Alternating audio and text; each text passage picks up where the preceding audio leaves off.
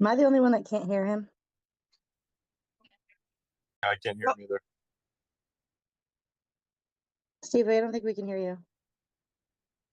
Nope.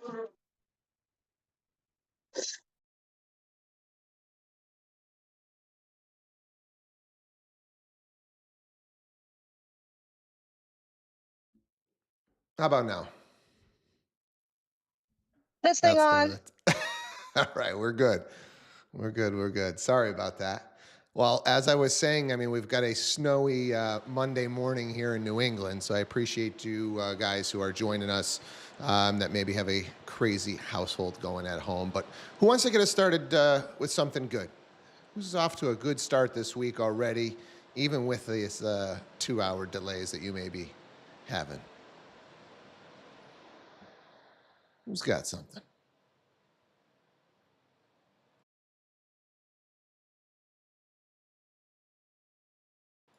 Lauren, what do you got?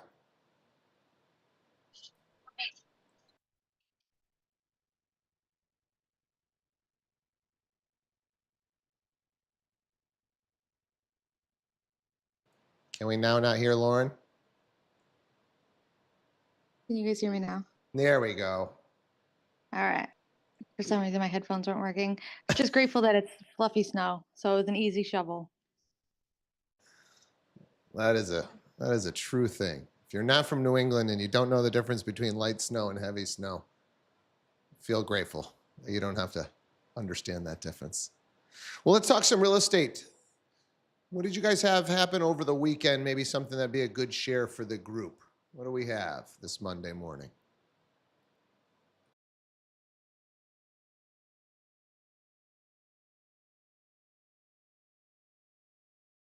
I have something, but I don't know. It's not giving me an option to raise my hand for some reason. You can talk without raising your hand. Let's go.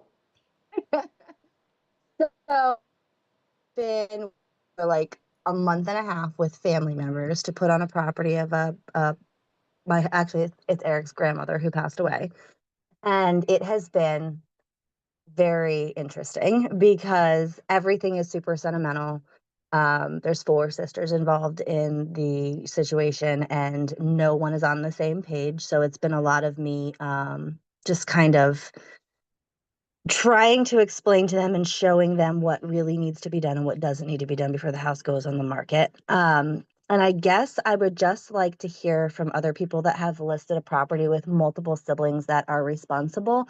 Like, what are some of the best ways to kind of try to keep the peace? Just because this is family, right? So for me, it's different with family than it is with just a regular client because they just keep throwing the, oh, well, Christina, grandma wouldn't have wanted. And I don't agree with any of them. So just curious to see if there's any like things that you guys have come across that might help make this situation a little bit more palatable.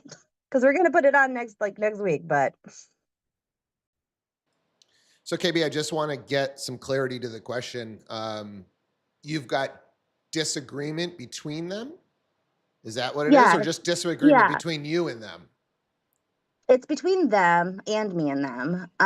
One of the sisters thinks that the whole house has to be completely redone, which is not the case. I mean, it's a super solid house. It was really well maintained, owned by the same people for 50 years. There's just little things that are definitely dated.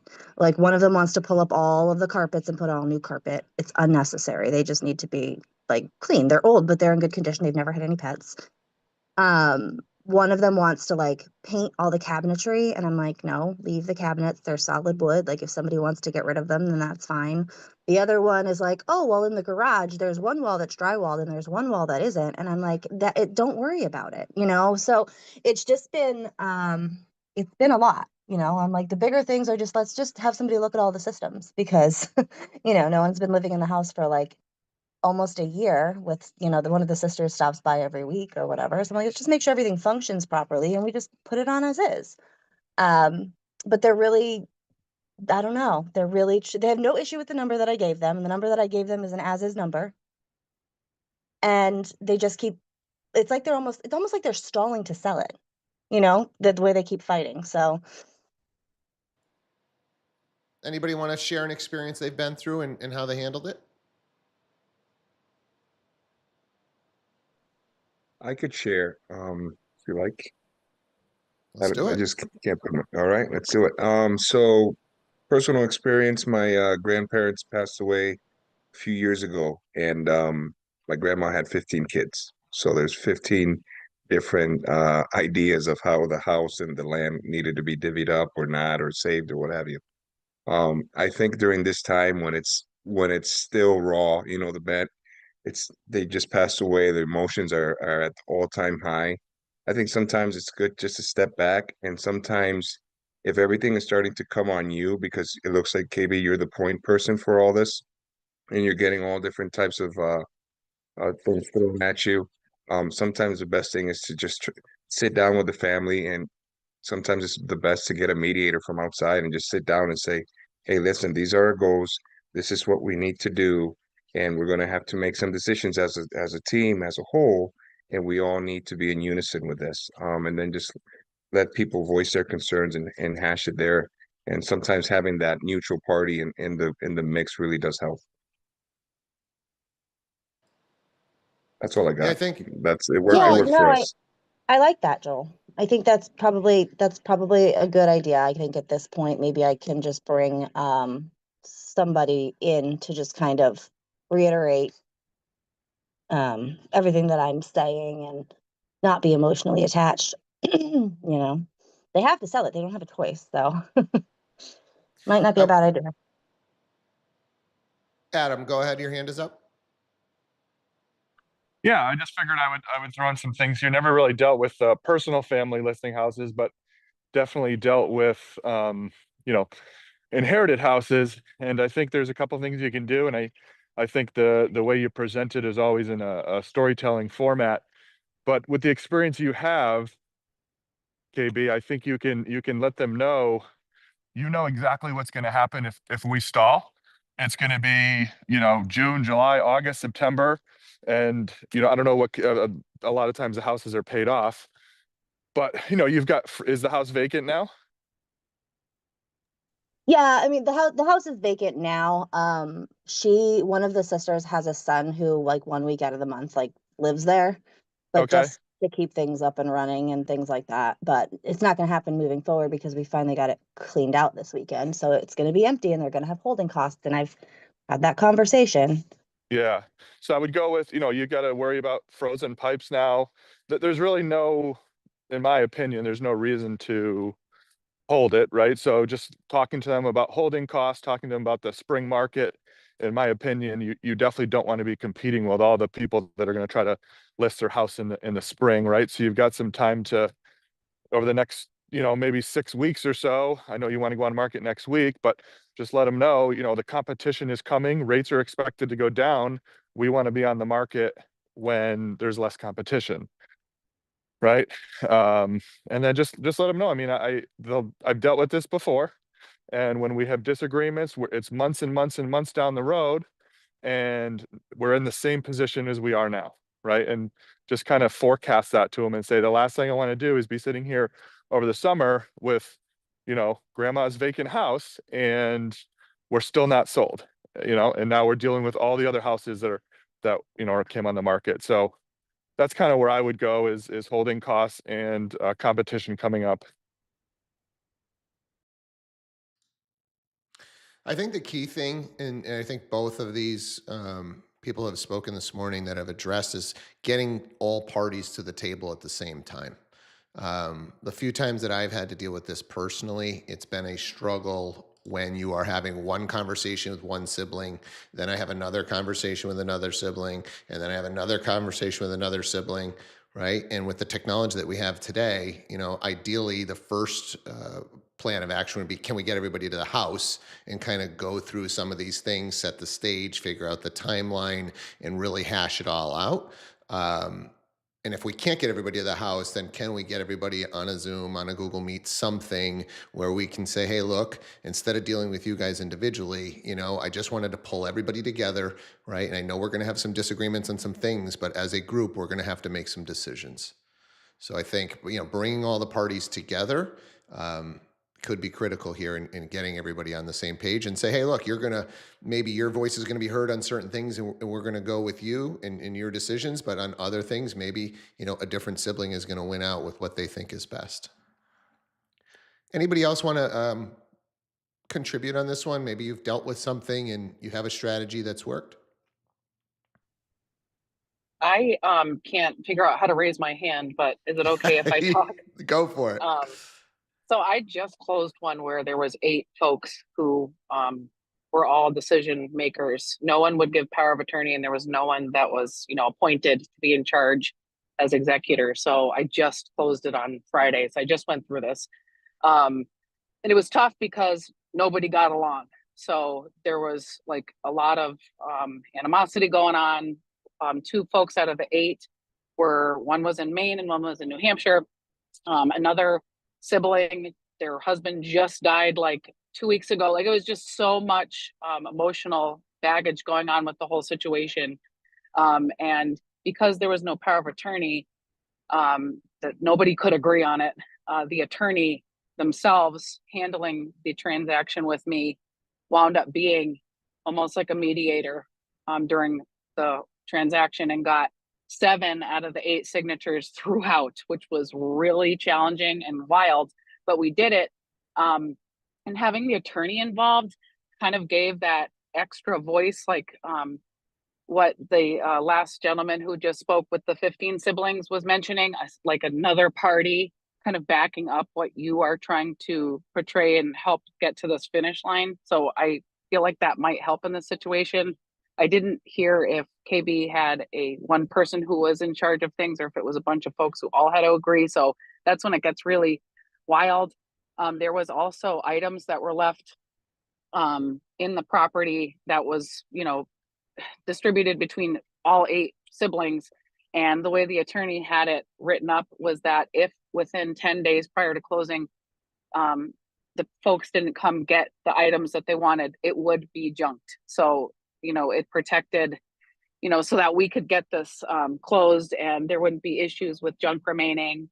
So having the attorney, which I thought was going to be so much harder, actually helped a lot, because he just kind of like gave like, this is what we're going to do. And they all kind of like would listen to him. So, and it was Niles Crushane, who can be difficult to get on in an email sometimes, which I found talking to him on the phone was the best in this scenario. So, I mean, it was having that extra person, KB, that helped me get through it, because it was not fun.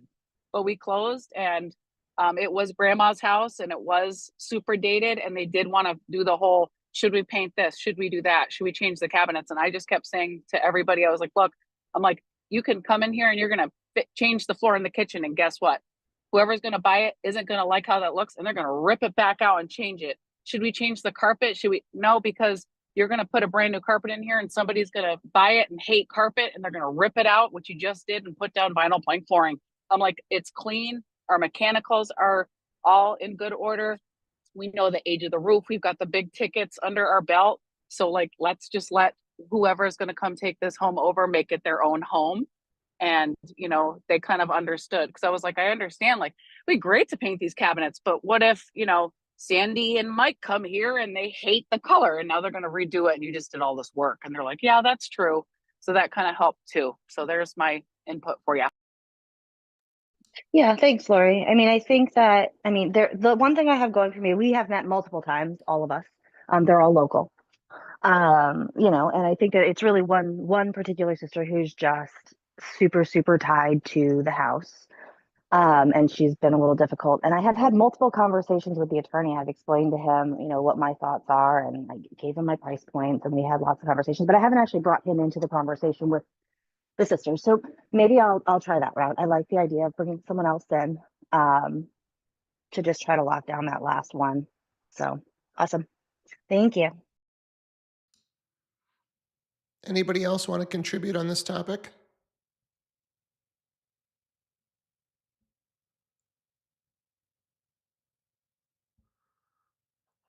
I appreciate you, Chris, going into the comments. For those of you guys who are on the Zoom call, if you go into reactions, that's where you're going to find the hand raise. So in reactions, I'm not sure whether it is on the app, but if you're on a computer, Hopefully it's very clear. Who else has got something that is a good share, or you're just questioning, maybe something going on a transaction of yours? Be a good scenario for us to chat about.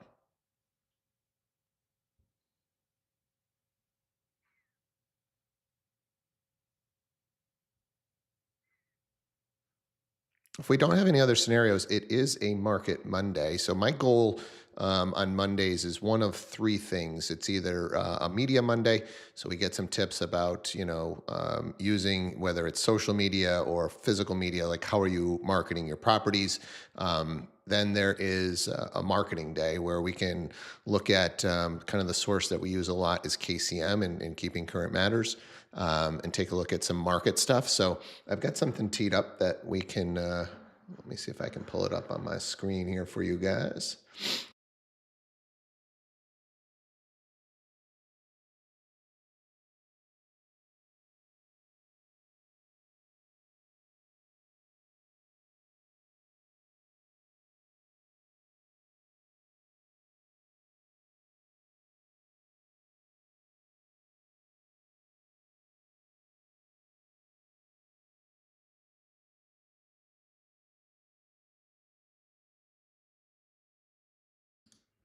Sorry about that. Speak up when you guys can't hear me. Thank you, Stacy. Wanted to just share some stuff from KCM. They put out a deep dive once a month, and they had some really good stuff. And I think one of the things that KCM makes very clear that I think you guys need to really understand is that a good agent understands what's going on, but the great agents can actually explain it. And using some of the visuals that they put out there on the monthly, I think can really, really help. So if you're not taking a look at KCM, look into their subscription. It's pretty cheap on the monthly, but I'm going to share some of their stuff this morning with you. So the first thing I wanted to share was a mortgage rates by decade, right? Because we hear a lot about mortgage rates and where they're at, and like understanding kind of the averages. So yes, are we on the high side for right now, especially what we saw in the 2010s and 2020s? Yes, but historically pretty darn low. And for those of you guys who can't see the visual, your average rate in the 70s was 8.86. We're obviously under that. Your average rate in the 80s was 12.7. Average rate in the 90s, 8.12, 2000, 6.27, 2010s, 4.09. So, we're in a pretty good spot historically. I just think, unfortunately, we got a lot of people trying to hang on to their, 3 or 2% rates. But I think they're getting to the point where, hey, rates are going to be 6 or 7, and it's time to make the housing move that we need for our family. So I think that's one of the things that we've got going for us in 2025, is that I think buyers are finally getting to that point where they're like, hey, we're like, rates aren't going to go to 3.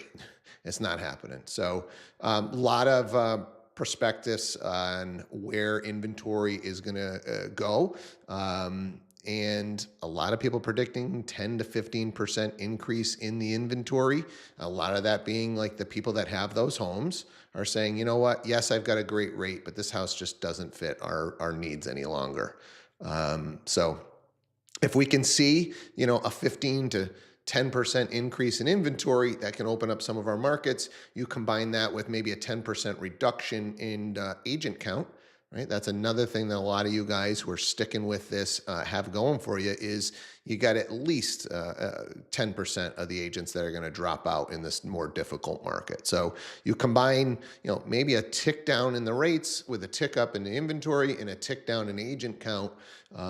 You should be optimistic about what 2025 is going to have to offer for you. Let's see here. So this slide is just for you guys to understand what the actual home sales, these are total home sales, so it's existing and new construction, what they've looked like over the years. And you can see, I'm just going to go back to, let's say 2020 was 6.5 million sales, 2021, 6.9 million. And you compare that to the last 2 years, 2023 and 2024, you've had 4.8 and 4.6.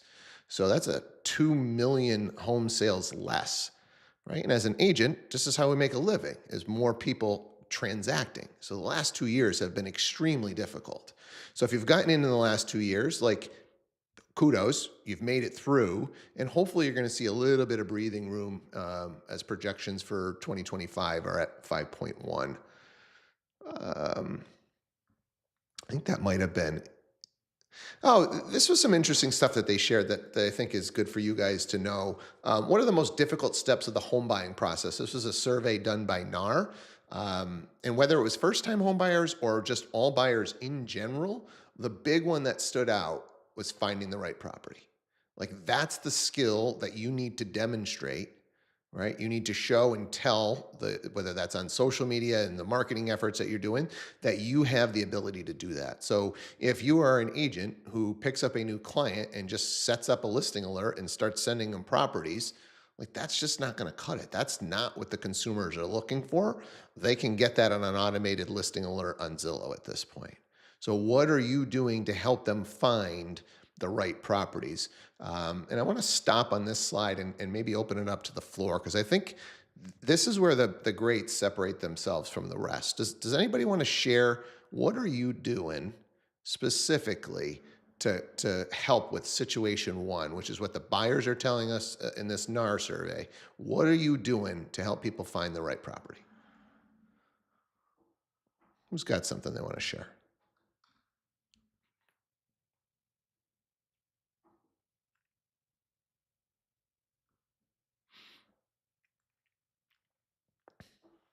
We are not a talkative group this morning. I will tell you, I think one I of the can things. say something. I just don't know how to raise my hand because I'm driving. All right, Laurie, go But ahead. but I was just gonna say, listening is huge. Listening to what they say when you're at a property, listening to their little sidebar convo with their spouse or whoever is another decision maker. Asking them questions like, tell me exactly what you liked and what you didn't like. I feel like if you just listen, you'll find out so much. If there's something specifically, and asking the right questions, like, what is the deal breaker? I have someone right now, they need to have a garage. They don't give a crap about the house. They just want a 2-car garage in some way because they need to work on vehicles. So, like, we doesn't care if there's 2 bedrooms, 3 bedrooms, 1 bathroom, or 2, just wants the friggin' garage. So, like, some people are obsessed with cooking on gas, and they need to make sure they can have a gas stove because they're passionate about the way that they're making meals. Like, there's specific things people will tell you. You just have to ask the right questions and listen, and then you can just take it from there, and they'll be so impressed that, oh my gosh, you remember me saying I really wanted to cook on gas. Yes, I remember this was really important to you. And it makes them feel heard. And then you can help them. I love that share, Lori. I definitely think it's so much more than just, we talk about having systems and process, and you can have your intake form where you're putting down the bedrooms and the bathrooms and the garage and the square footage. But those little things, the little intricacies of their needs is really what it comes down to, that you just, right now at least, AI may change this, right now you can't get in a search on Zillow, right? Understand that's where we're moving. Right? They are trying to get these large language models to help with the home search. And I don't think we're that far away from picking up your phone and saying, hey, I want to be in this town. I want to be close to this school. I want it to have the gas. I want it, right? And then it curating, AI curating a better list than just bedrooms, bath, and price. So when AI starts to do that, when a client can go onto a Zillow and do that, what is your next step? What are you going to be able to do to add so that they need you, right? So know these little intricacies. When you're out showing, that's the first thing that was coming to my mind when you're talking about this. When you're showing properties, if you're an active agent, right, there's stuff that you're going to see at a property that you're not seeing when you look at the listing alert, right? You still have a lot of agents that are only listing a house or 2 a year. They didn't put something in the description. They've got a wrong box checked. It has gas heat. They've got it down as they didn't label that, right? So they didn't put that it was gas heat. Your client was searching for gas. You were searching for gas. It doesn't say anything. Right? And there's a 1,000 different instances of the right boxes aren't checked in the MLS, but you see it when you're out at the property. The great agents call up, send the text, hey, I just showed this. It didn't work for my current clients, but I thought of you. Chris, I see your hand up. What do you got? Like this is a big one for me because I do feel like this is my superpower that I was given is I do a ton of off-market properties. And when I say that, it's not any kind of pocket listing or anything stupid like that. It's listening to conversations. I will ultimately have someone that's like, yeah, I'm thinking about selling, but I don't really know if I want to sell because I don't want to deal with it, blah, blah, blah. And then weeks later, someone will come in and they'll be like, I'm looking for this. And I'll be like, that matches this perfect. And so then I go to that person and it is always a win-win. It's never like somebody might say you're not doing your seller a service by not going to market. Well, if my seller's the one that doesn't want to go to market, which I can't tell you how many don't, and they come up with the price that will make them happy, that they'll be satisfied with, that matches the comps, it's just a win-win situation. So like if anyone's trying to pull my MLS numbers, you're never going to find them because there are so many off market. I think I did, probably at least 4 or 5 with Adam alone last year. And it's just a big thing is listening, like Lori said. What is the need? What is the want? Where's the person to match it up? And I will tell you, if you think that you always can't get your client a good number because you didn't bring it to market, I think you're missing the boat. Because what you can do is you can go to that buyer and say, hey, I've got something that's off market, but man, for him to not bring it to market, we're going to have to wow him. Right? So you can absolutely still get a big number without bringing a property to market. Right? Because, hey, look, 100%. right? Like this seller can bring this house to market. If you want me to go to him and say, don't bring it to market, we got to have a price and some terms that are going to knock his socks off. So you may still be able to get a massive number for that seller, right, without coming to market. And if you combine that with the actual seller's needs, right, like Chris is saying, we can absolutely get a win-win. Good stuff.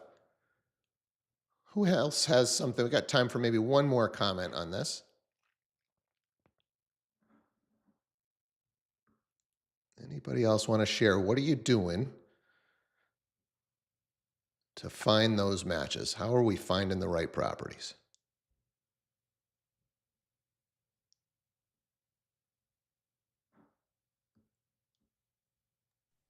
And Steve, I think it is what you said. How are we finding it? So like if I have someone that's like, oh, I really want to live in Munger Hill. And then I know Megan lives in Munger Hill or whatever. It's going to that person and saying like, hey, who do you know that's coming on the market? You want to be the one that tells your client, hey, this is coming, even if it's not off market, but you're waiting to go into it. You want to show your value, that you're not just sitting there waiting for a sign.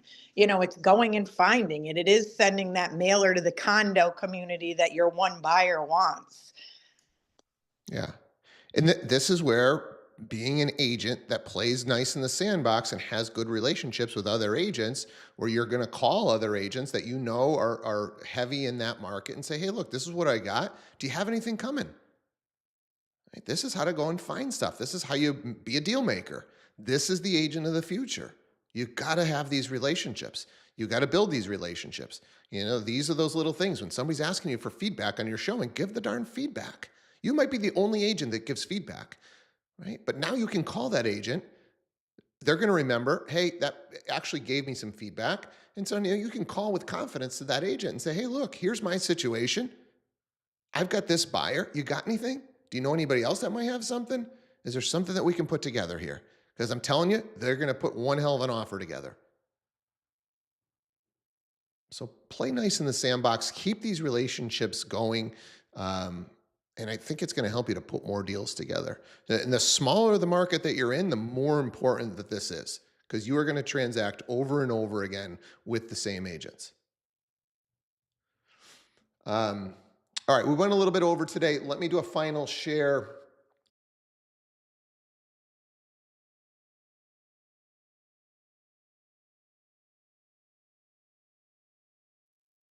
Steve, you're muted again. Yeah, I will get better at that. So just the Are final. you in Agawam, Steve? I am. Yeah, Agawam internet sucks. It's not That's that. the problem. No, it's the operator. This is all on me. I'm not clicking the right button. I wish I could blame it on the internet. Well, it doesn't happen at home. So 5 trainings available today. Remember the times on your screen if you're watching this are Pacific time. So you got to add 3 hours. But how to double your business with virtual assistant series. I am a big fan of virtual assistants. I think it's the first step in, if you're a solo agent, the first step in getting to the next level should be a virtual assistant. So if you are a top producer and looking to get to that next level, I would definitely try and get to one of these sessions. 2, social media and marketing mastermind. Number 3 is the High Note IO series. 4, CEO Connect. 5 is the Sales Accelerator, and that'll do it for today. So if you're stuck in New England in a snowy house and you don't have many showings lined up, take a training, learn something, come back to this show and share it with us. Appreciate you guys coming out on this Monday. Have yourselves a killer day, and we will be back at it again tomorrow. Take care.